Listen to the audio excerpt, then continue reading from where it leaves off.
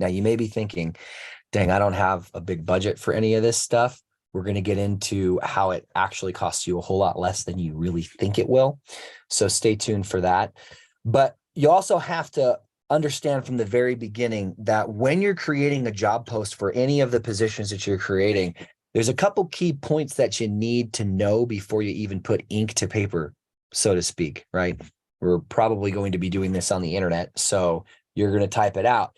But the first thing is kind of back to the first opener we talked about, determining the exact job responsibilities of that job you identify. So you identify the actual job. Let's just talk about it from a cold caller's perspective, determine the exact job responsibilities. It's easy to say that those job responsibilities are going to be using whatever platform you're using and then making calls and just seeing if they're interested in selling their property as a real estate investor, or seeing if they're interested in a product or service that you're providing, whether your industry is in some other type of sales. But there's more to it than that. And something that's really important to also identify is what metrics you're going to be tracking to see what success looks like. Rewind the tape, because all of those things should be determined by you first. So in order to create a successful employee, you first have to have a successful system.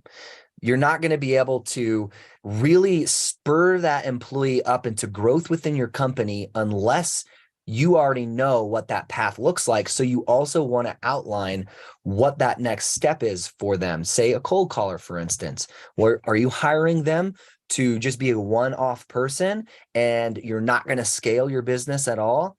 Or do you think maybe a year from now or possibly sooner, I'm going to want to scale this as a department in my business? In the sales department, a sub-department is the phone sales. I think the answer should be yes. And I think if you're thinking, yeah, I definitely think yes too, then you're on the right track to business scale and business growth. So that's something else. And know first and foremost what the acceptable pay range is, to pay these individuals. And we'll get into a quick overview of pay versus US based and not US based, because a lot of employers are going online to hire virtual assistants in the United States, in Canada, as well as Australia and the UK. And they're hiring in places like Pakistan, India, which really, it's very close in terms of communication and culture, ostensibly. And then also the Philippines and even Nigeria and several other places in Africa. And we've hired people from every place I mentioned and beyond. So one thing about that is you need to understand there's going to be some cultural differences, and that's definitely a good thing, right? Understanding their culture and then just knowing that the way that they communicate to benefit the conversation, you want to get accustomed to that. We start hiring people from the Philippines, and that's one thing that we've discovered is the best route to take. So just as a little sub point to this, in terms of knowing the acceptable pay range, there's also culture involved in this too. The pay is going to vary no matter where it is that you're hiring them from, where they're identified.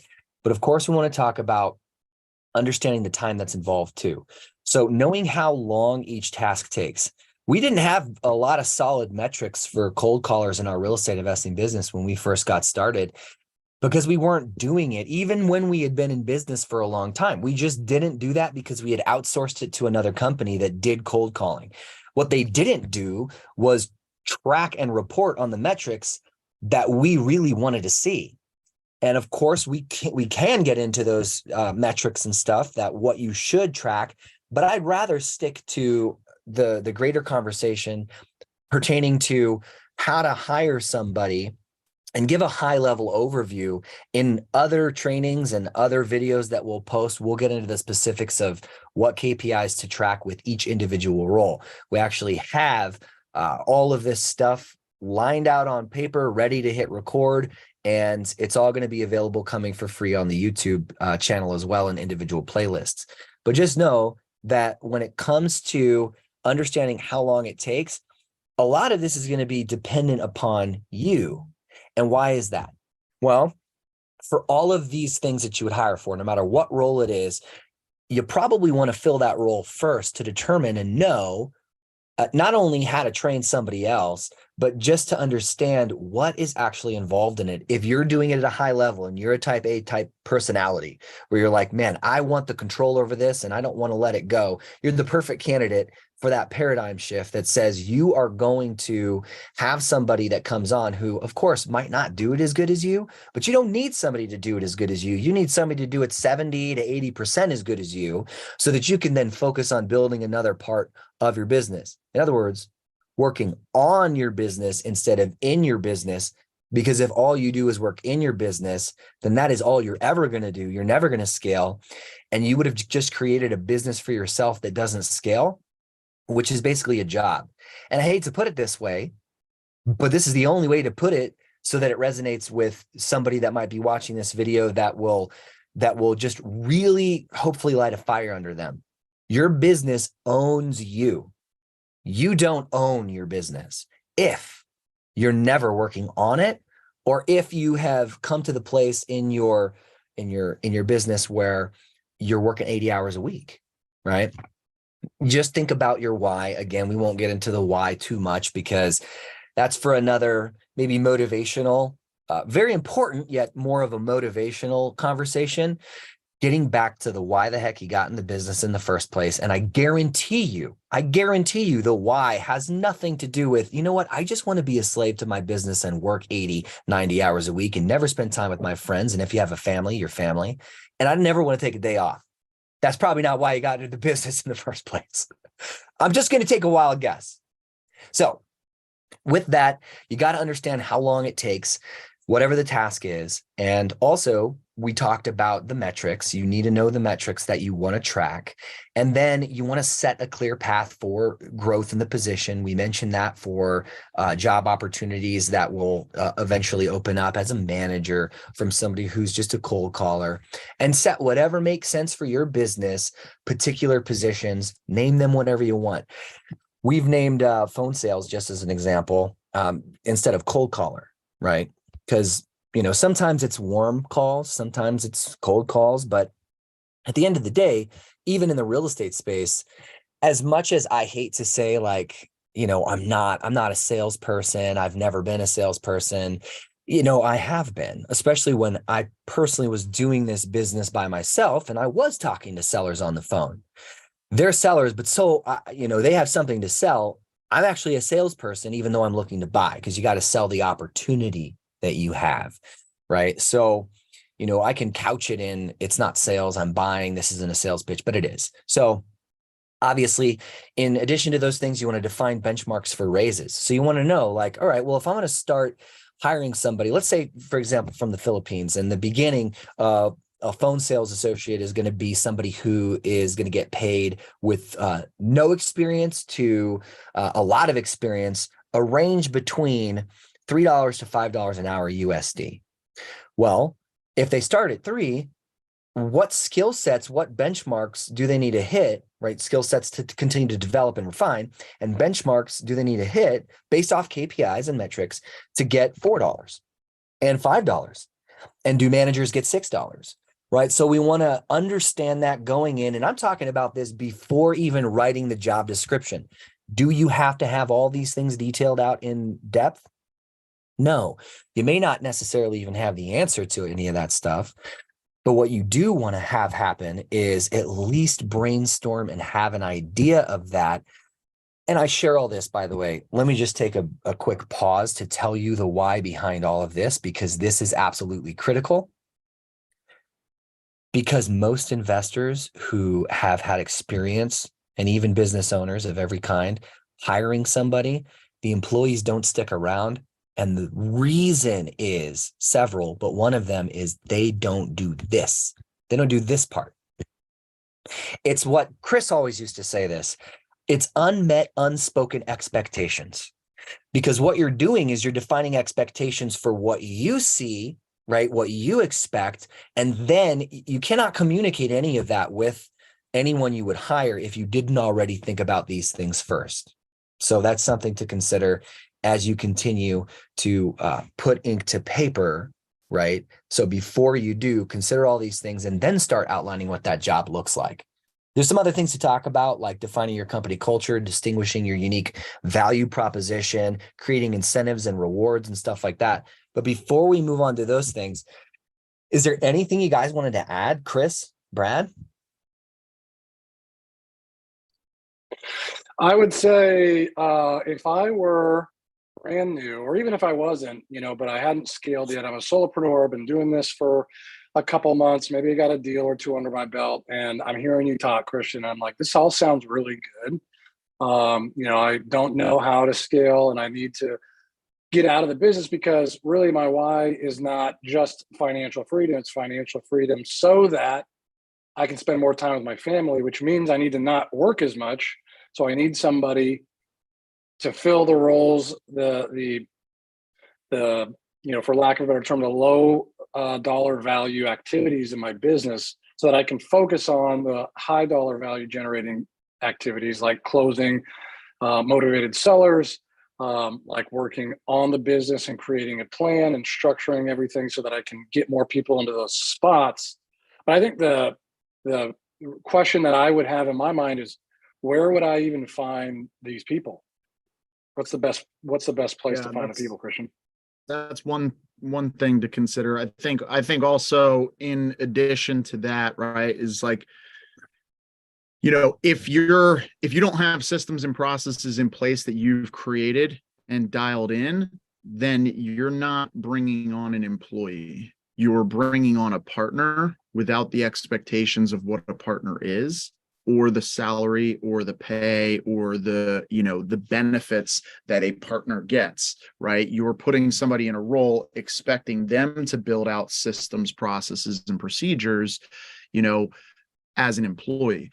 And that just doesn't align, and that's going to create friction, and you're going to lose people that way. You're not going to create an environment where they feel empowered to do what they need to do and grow in their role.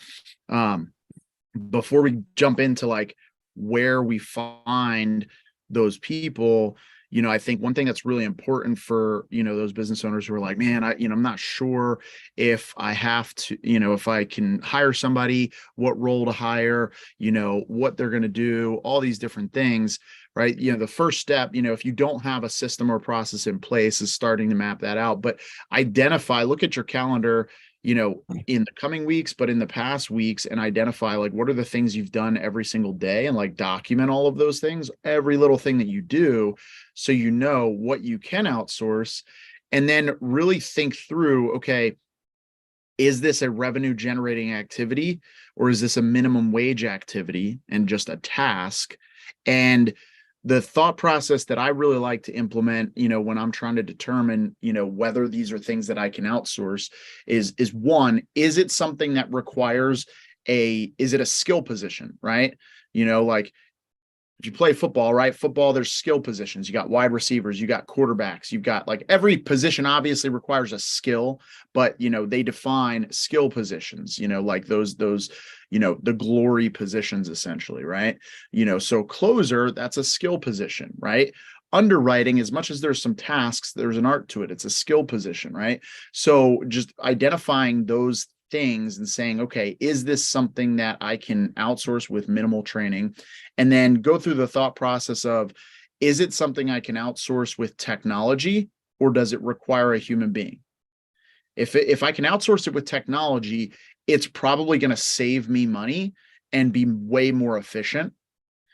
If I can't outsource it with technology, then it's a matter of, okay, can I offshore this role, or does it have to be somebody domestic, right? Because again, if you can offshore the role, then you're going to reduce your costs, and it's going to make things a lot easier and manageable as you're scaling your business. And then lastly, if it requires somebody who is domestic, then go to the point of, okay, is it a skill position that requires, intensive training, or is it a task-based position that I could train somebody really quickly, right? And when you identify those and map those out, it's going to put you in a better position to fill those roles and develop your team out. Yeah, really good points. And I do have a recommendation for where to find, and I also have a recommendation to, if it's something that you're not outsourcing, leveraging technology, how to make all of the previous things that I had mentioned a a lot easier. I've already linked them in the description. Actually, I did that while Chris was sharing his thoughts on this. And the first place is the best place to find VAs, linked in the description below. And then also something that's called Descript. It's linked below as the best screen recording training or tool, transcription. It also transcribes, but the free version is basically Loom. Many of you have probably heard about Loom, but Loom's paid version is equivalent to Descript's free version. So no 5-minute cap. Their real main selling point is transcriptions, which is really critical when it comes to like instructional design and course creation and content. So if you're somebody out there who's an influencer as well, no matter what your niche is, if you're in the business of, selling digital products, or you're affiliate marketers and you're creating a course on affiliate marketing and stuff in your business, and you're like, yeah, I do want to hire some people, but also you're going to have to create, not that you need to necessarily be compliant in this situation, but you're losing out on opportunities to reach a wider range of an audience if you don't have a transcription. So for the hearing impaired, it's really important. And this really simplifies the process. And yes, I know there's a lot of people out there who may already say, well, YouTube does that automatically, and there's some AIs that will transcript automatically. Yes, that is true. But at the same time, Google, even and of itself, and including YouTube, because YouTube is owned by Google, prefers you to upload your own transcription, not use the automatic transcription. And if you're using something like Kajabi or ClickFunnels or Experientify or any of those other LMSs, ostensibly, then you're going to want to have a transcription ready to include in that. And this is the next step inside of Descript that will do that automatically for you in real time, actually. So it's pretty quick. It's pretty fast. It's a great tool. And even if you don't care about the transcriptions, well, the value and benefit of it is that you're going to be able to record for as long as you want, no transcription, but you don't have to ever have a subscription. So it's free, and it's not that much more to actually get the transcription too. Well, and going back to creating the systems and processes, right? Like in order to create systems and processes, you have to identify those, but then you have to document those and create training manuals, right? And so, what we found to be really helpful is using Descript, because you're going to create video tutorials, and then it already creates a transcription. So then you take that transcription, you hand it off to, you hire a VA for the sole purpose of taking your transcription and cleaning it up into a step-by-step guide that goes alongside of the video tutorial. And so now you have a full training curriculum for your whatever systems and processes you're trying to implement. So 100%. Because I don't know about you, and by you, I mean those of you who are tuning in, but it always feels overwhelming to approach a process, even if I'm really good at it, and then say, I need to create an SOP out of this. It is, and it can be, but it's a lot easier when you visualize it. And what better visualization rather than screenshots and words, which of course can be created later for those who prefer that method, than actually just recording it. Hey, this is how you do the thing. This is how you do it. Here's a screen recording of it. So we also do that to communicate some things with clients and with other investors, right? And with software platforms that we use that we're, speaking to the dev team and stuff, we'll just record an issue and we'll say, hey, we're experiencing this problem. A lot of times they'll recommend Loom, but again, the difference between Loom and Descript, we'll go with Descript every time. So all that to say, yes, with an SOP system. So the next thing that I'm going to cover, like I said, is defining your company culture. And I know we might kind of scoff at this and say, well, I, don't really care about that. Here's why you actually should care about it, is because it creates a culture of longevity of your employees in your business, and then you hire the right people that's a good fit for your culture. And not only do you want to communicate that in your job description to begin with and give some insight in that, but you also want to transition and have that translated into the interviews that you offer. So you want to talk about your company culture, what you guys believe in terms of, what your values are, right? And you want to find people who align with those values and vision for your company. Here's an example of that, right? A lot of people in business have said, well, the customer is always right. Okay, Chris, why is that not true? If So not the case. yeah, so you want the customer to feel like they're always right, right? And they're the most important. But the reality is your team members, your employees should be the most important thing, right? If you make your team members and your employees feel more valued than anybody else, by definition, they will make the customers and the clients and the sellers and the people that you're working with and you're trying to help solve their problems, they will make them feel like they are the most important people in the world. And so it's that trickle down effect, right?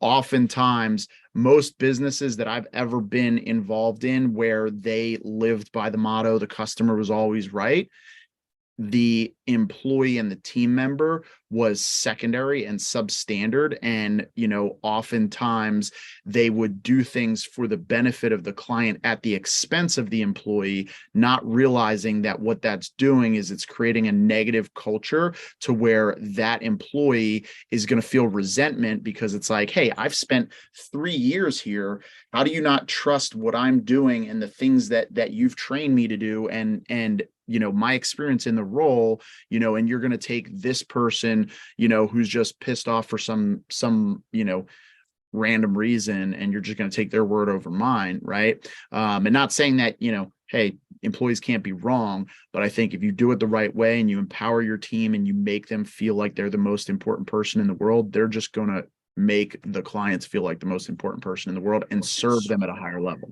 Right, exactly. And Richard Branson said it this way, and pretty to the point. Clients don't come first, employees come first. If you take care of your employees, they will take care of your clients, right? There you go. So paychecks can't buy loyalty that lasts.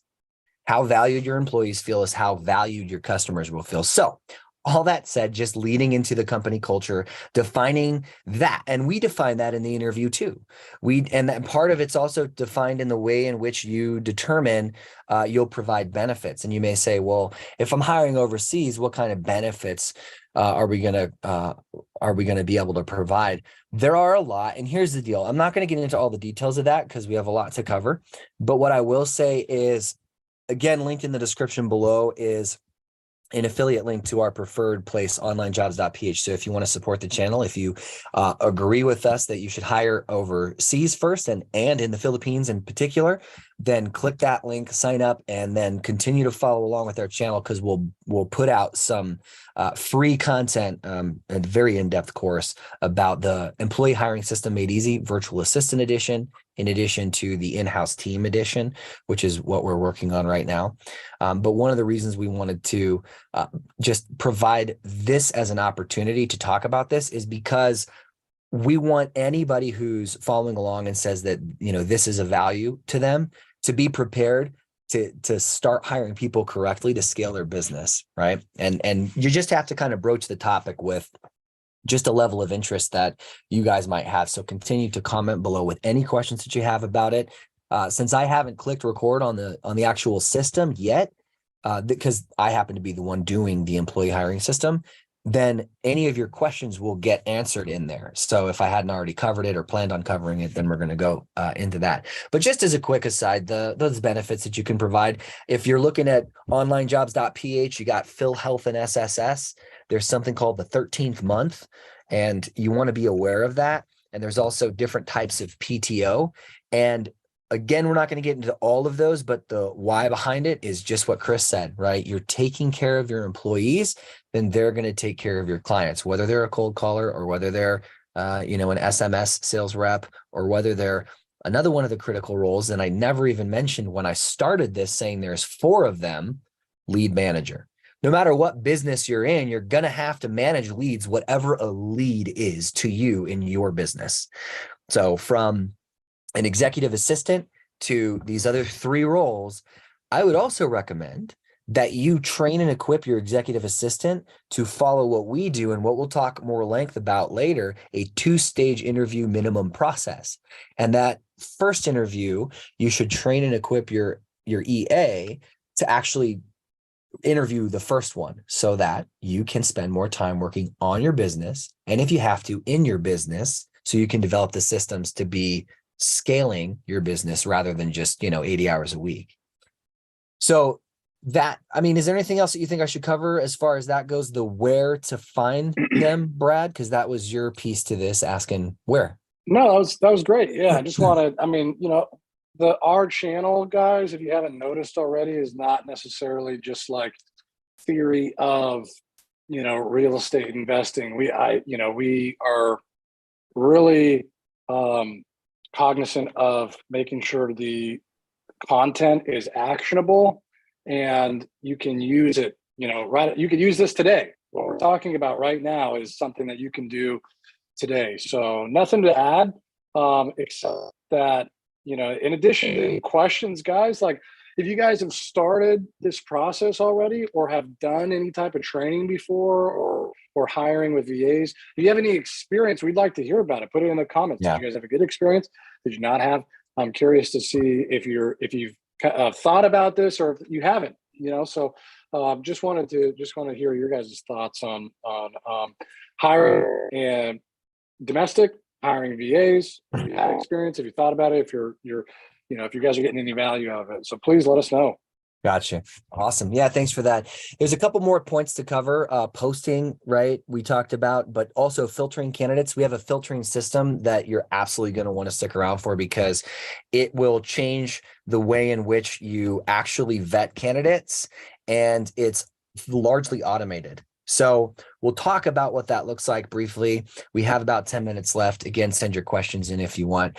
So from there, it's offering interviews. And then after offering interviews, we have some tips for conducting either interview and following up with candidates. And I'll run through this just as an overview for you all right now. So filtering candidates, I'd recommend this in two ways. We have the two-stage interview process that we talked about very briefly. One that your EA will take over, and then based off of your descriptions and all of the previous stuff we talked about that makes sense for a good fit for your company, your EA should know that. And then the second interview, if they are going to be given a second interview, you want to be on, right? Or a manager that eventually you hire as you continue to repeat this system that we're talking about to scale your team and scale your business. And then you want to filter those candidates before that interview. And what does that look like? So using templates and autoresponders, we use Gmail. Gmail, you can actually automatically auto respond to any type of message that comes in that you want to set. So from the beginning, once you create your job description, be sure to put some hoops in there for them to jump through. In particular, what we'll do is we'll post a job on onlinejobs.ph, and then we'll go through this, everything that we talked about. And at the very bottom or somewhere close to the bottom, we'll say, we will not be responding to anybody who is using the onlinejobs.ph inbox. To apply, send your resume via email to the following email address and make the title exactly X, Y, and Z, whatever it is. So then they have to do that. And if they fail to do that, then they're automatically out because they didn't read the whole job post. But we do give them a little bit of grace too, because at the beginning in all capital letters, we say, please read this in its entirety. So it's not like we're trying to, because I know a lot of VAs will just go through and maybe they even have other VAs or bots or whatever, just looking through job titles and then click apply, and they'll copy and paste just a message template that they have for jobs like that, saying, oh, I read your job description and I think I'm a perfect fit. Well, they didn't read it. They didn't. And it's obvious they didn't read it. So we wanted to filter out candidates who actually, if they're going to show up to even applying that way, how great are they going to be showing up to work every day if you actually end up hiring them and you miss that part? They're not. Yeah. So, hey, one thing to note, buyer beware. There are literally VAs out there where they've created a business because they're good at interviewing, right? Where they will just apply to jobs for people and interview. And then the VA that actually ends up starting to work for you is a different person. So it's very, very important that when you're going through your interview process, you're requiring them to be on camera, right? Do not, it's fine to make an exception for the first interview, but one of the two interviews, they have to be on camera. So you can confirm when they actually start working for you. And we make it a point where, hey, every meeting that we do, you have to be on camera. And that's a pet peeve of mine. If you're an investor and you're in these networking groups and you're on these Zoom meetings, I constantly see just gray squares with names, gray squares with names. Like, you don't want to be a gray square with a name, because I'm not going to remember you. Christian's not going to remember you unless you've got a cool name, like Brad Garcia or Chris Closes Your Deal, like it's not going to be memorable. What right? about Christian Weatherspoon? Well, yeah, Christian Weatherspoon is, yeah. It might not, it might fill up. That's the best one, actually. Yeah, that is probably the best one. But yeah, like, nobody's going to remember you. And so, you're not going to build relationships. You want to be a person that you're creating relationships with, and that overflows into what you're doing with running your team, right? So when you're running Zoom meetings and trainings with your team, you should be on camera and your team members should be on camera, so you can build that connection and that relationship with them. And again, at the end of the day, right, nonverbal communication is like 70+% of the communication that we, interpret and receive. And so it's really important, because you can identify, whether somebody's tracking with you as you're like teaching them or coaching them on something, right? You can see, like the way that their eyes are looking. If you're teaching somebody something and they're like squinting, that's probably not a sign that they're like super like caught up with exactly what you're talking about. Which right? would be a It's good either time to interject and say, do you have any questions? Right? If you see Yeah. that. Yeah, exactly. They're either confused or they forgot their glasses and they can't see the screen, one or the other, right? So, like, there's things that you want to, or you got something on your yeah, face. it's really important. Awesome, man. Thanks for bringing that up. And just for my part in that, for benefit of everyone watching, to get around that, you need to ask the question, are you the one that's actually going to be doing the work? It might sound like a weird question, even if they are on camera and they're showing up and everything. Ask them, are you the one who's doing the work, or do you have a team that you outsource this to? So be sure you do that. That's another part of the vetting process once you get to the interview. But of course, with those autoresponders, those emails, it works when you put that little hoop, as I call it, to jump through, where it says make the title exactly XYZ. So then you can go to Gmail and you can set up a template that will automatically respond to all messages with the title subject, right? XYZ. I'm your top choice. And then we also ask them to explain also why you're the best fit for the role. And then we'll have an automatic email go out in the way that I described. And then it'll ask 3 critical questions, especially because we're hiring from the Philippines. It'll say, we're working on this time zone, whatever, if we work on Pacific all the way to Eastern and everything in between. Is that okay with you? Right? And then we say, this is an opportunity for full-time work, but it's going to start off with part-time. And then there's a 90-day probationary period where then we will pay PhilHealth and SSS as a benefit. Is part-time work to start okay with you? We have to have them respond to these. And then another thing that we'll put in the third question is, we don't want to go back and forth and negotiate about price. We just need to know what you need per hour to make this role a good fit, to make sure we're a good fit to work together, in so many words. So then please answer that. So if they don't respond and answer those 3 questions, we have some grace for that, but we'll respond automatically with that inside of the, hey, thanks for applying. We really appreciate it. We have a really large amount of interest in this. So this is an automated message. We even say it. We don't try to hide that or anything. In the meantime, to expedite this process so we can potentially offer you an interview, answer these questions. And I've shared what those questions are. So that's part of the autoresponders and the templates inside of Gmail. Since we're using Gmail, it could work for other ones. I'm not sure though, because I don't use it, that I would recommend for you to do. And then you just need to understand managing proper and improper submissions. If they're refusing to give those answers, then on to the next one. If they're not communicating clearly and it's a role for copywriting or something like that, where they're actually going to have to create, even if they're using ChatGPT, you still have to evaluate whether or not it makes sense, the words that ChatGPT strung together. So you're going to need somebody who understands English in written form. But if it's for like a cold calling, then you're going to want to ask for a voice recording in those 3 question sets. So understand that for each role, it's completely, some of them are the same, but it is different, each of those question sets that we ask. So consider what's most important to you, change those questions to match what your business is, create the automations to further vet candidates automatically, because you might get 200-300 people who, quote, apply. Half of them will go into the onlinejobs.ph or Upwork or whatever you're using. And the other half, they're going to actually apply the way that you asked them to, but they might not get the title right. So they didn't really read it clearly. They didn't follow instructions. And in your mind, you can say, okay, that could potentially be a strike against them. They may be a great person that you would be best friends with and want to get a cup of coffee, but they're not a good fit for the role, especially if it involves keen attention to detail. So we're close to closing, and I want to fulfill on a promise that I made from the beginning and tell you the first hire that we made. The first hire that I made was a copywriter from Nigeria, and he was a great copywriter. This was 10 years ago, before ChatGPT, and I began to develop what the system was in its infancy, completely different from this, but ultimately where this is based out of. And it's actually more than 10 years ago. It was a long time ago. It's 15. But anyway, and then when we linked up, the first person we hired was an outreach specialist to get a massive list of realtors and start building relationships so they could bring us pocket listings and deals.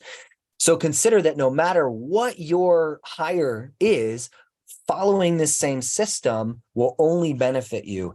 So if this is something that appeals to you, let us know. Say I'm in the comment section, so that when we do roll out with the free course that's going to be on a playlist inside of YouTube, we'll share it. We'll link it. We'll reply to your comment with the link, but also hit the notification bell and subscribe to the channel so that you can see that, right? And know and get notified when it comes available. So, I mean, that's pretty much it, other than I did say I'd get into tips for conducting the interviews and stuff. That's got to be another live altogether, because there's so many of them that we could go through. And of course, we talked about some keys to consider before posting the job ad. So I hope that this was valuable for you. Again, let us know that, because the content we develop is dictated by you, because we want to provide what's going to be valuable for you, the person watching. So we appreciate you so much. You guys have a wonderful, wonderful, wonderful day. And unless you got closing remarks, right? Go ahead. Yeah, no, this is great. I think there's going to be a lot of value. And again, as Christian mentioned, we're going to be putting out, a whole course on our process where we have virtually no turnover. I mean, we've maintained, above a 90% retention rate with our VAs. And one little key thing that I'll mention is that we've actually had the bulk of our VAs right now, ever since we did our initial job postings, most of our VAs as of now and continuing forward are referrals of our existing team members. So we'll talk about all about how you can create a system where your VAs are getting more VAs hired for your team and making your job that much easier, right? Because that's what we do here, is just make your life easier in your investing business. Yeah, that's a really good point. If you have those questions and we're still live, drop them live. We'll answer them live. If you have those questions later, then as you're watching it, just leave them in the description. We literally make a point to have Feedback Fridays where we answer all the questions live, and we try to make every single question, answered in the best way possible. So just let us know. And then next time we'll talk more about why we're hiring where we're hiring. We have an employee management system. We're going to talk about how to manage employees. But if you're just popping on now, sorry, we're ending this. You guys be blessed. Have a wonderful weekend, and we'll see you next time.